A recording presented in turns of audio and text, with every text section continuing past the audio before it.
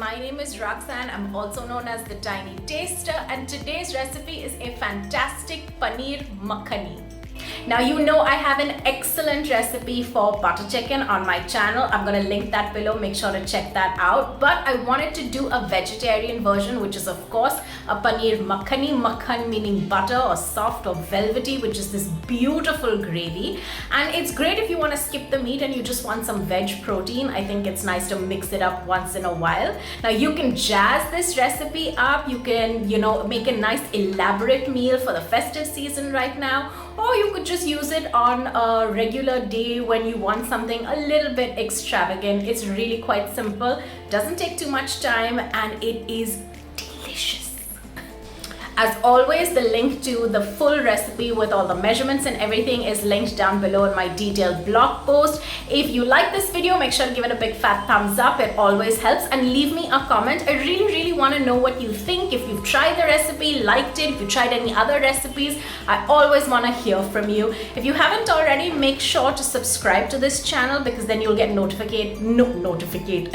get notified every time I put up a new video. And of course, I also share stuff on Instagram, so if you'd like, you can follow me there as well. So without further ado, let's get cooking. You're going to need some chopped tomatoes and onions. You can chop them thinner and smaller, or chunks like this, it's totally fine. You'll need some chopped cashews. I've just used broken cashews, and of course some kasturi methi. And your star ingredient is the paneer, which I've cut into little cube pieces. I prefer you use the firm paneer and not the thin, soft, crumbly kind.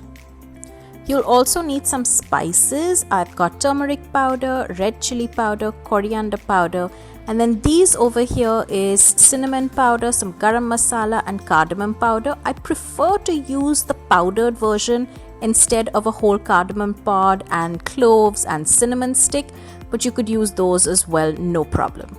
A crucial ingredient for this makhani is butter. You could use as little or as much as you like. It's really up to you, but you do need some butter.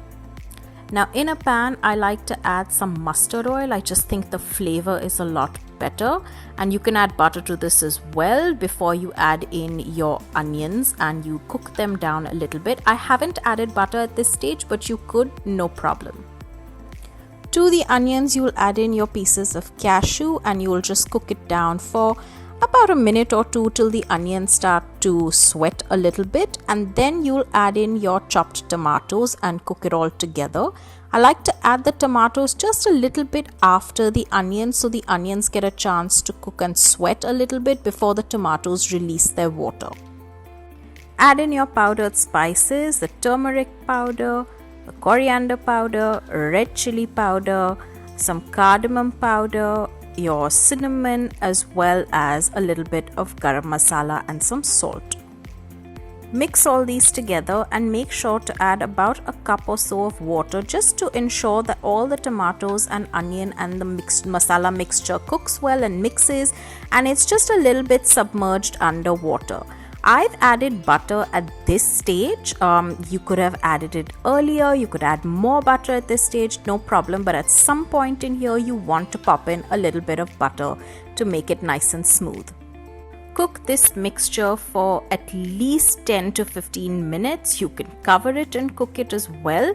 Just ensure that all the onions and tomatoes completely soften, because you will blitz this later. Once your mixture has cooked, you want to cool it down to room temperature completely and then blitz it in your blender till you get a nice creamy paste. Now in the same pan, I've not bothered to clean the pan really, because it's no problem. I add another bit of butter, and then I like to strain this entire mixture through a sieve. I think this is a really important stage because the mixture is really thick, even though you dilute it by adding water and things like that. If you want a really velvety, creamy, almost butter-like, or as they say, makhan-like gravy, then you're going to have to strain this completely to get a smooth gravy. If the mixture is still a little bit thick whilst you're straining it, you can add some more water to help thin it down really, but you just keep going till you get a nice thin gravy at the bottom.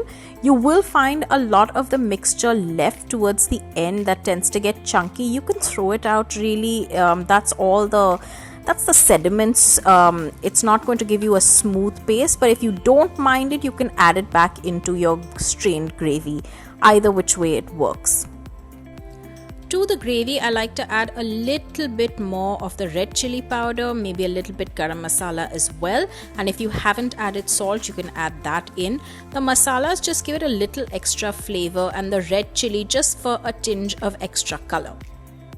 Add in the pieces of chopped paneer and just gently stir it in. Some recipes ask you to fry the paneer beforehand. I find that you don't really need to. It's nice and soft, especially if you've got a good paneer. You just need to blend it in. It picks up the flavor of the curry completely.